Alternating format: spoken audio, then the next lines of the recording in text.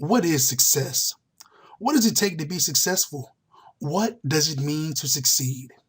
At one point in time in our lives, we've all asked these questions. I have personally and purposefully gone the extra mile to find out what it takes to be successful. You see, ever since I was young, I've always wondered why some people were successful while other people's only yearned for it. To some people, success is so prominent in their lives, it's like second nature, while to others, it is merely a pipe dream. What drives certain people to break away from the masses and never go back, while others live like crabs in a bucket, condemning all who try to leave the bottom? The answer is dedication. You see, when you're dedicated, it doesn't matter what obstacles you have to overcome, you just do it. Anytime a roadblock appears, you just break it. Anytime you see you get distracted, nobody has to tell you to wake up at 5 a.m. because you just do it. When you're dedicated, you can't hang around certain people because you know that they will only hinder your success. Can I get an amen? I feel like preaching today. Sometimes you get that still small voice deep inside you that tells you what to do.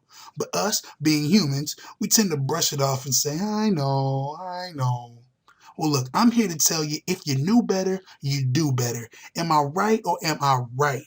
In order to be dedicated to something, you have to separate yourself from what you were. I believe Thomas Jefferson said it best: if you want something you've never had, you must be willing to do something you've never done. Many times in life, we know what we want. We just struggle with the doing part. Too many people allow their minds to talk themselves out of success. I've seen it time and time again. People get all pumped up, ready to make more money, ready to lose weight, ready to make major changes in their life. But then something happens. Almost completely out of nowhere, they hit a roadblock. That roadblock is the deciding factor to whether they succeed or drop back down to mediocrity. And you know what happens? They start talking about their struggles with their friends. They start sharing their troubles with their families. Look, people, I know your family loves you to death, but on the road to success, they will try to keep you right down there at the bottom with them. They don't do it intentionally. They give you their best advice.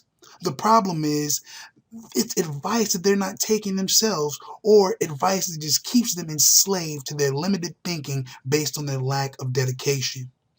You wouldn't take marriage advice from your divorced single friends, would you? So why would you take success and wealth advice from people who have neither?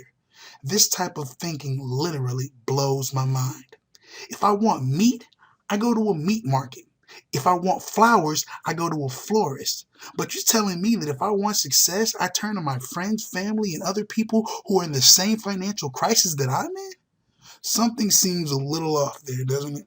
Look, I'm not a superficial spiritual man or some religious figure by any means, but I'll tell you this.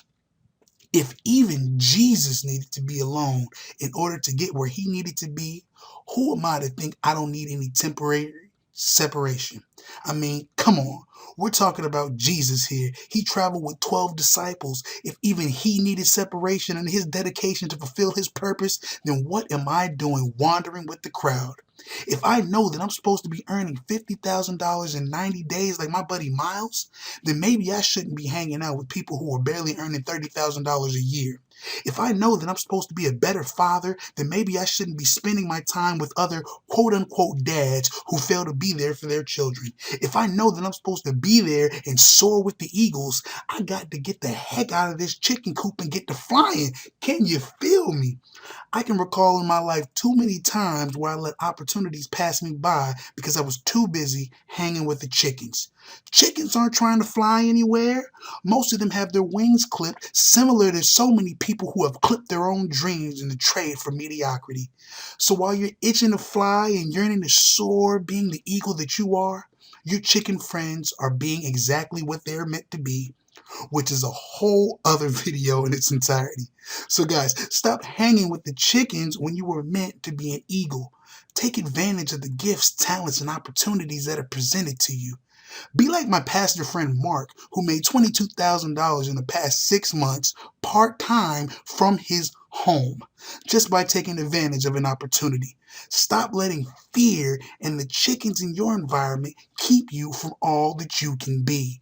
If you want to take control of your life and your financial success, click that link down below and I will see you on the other side.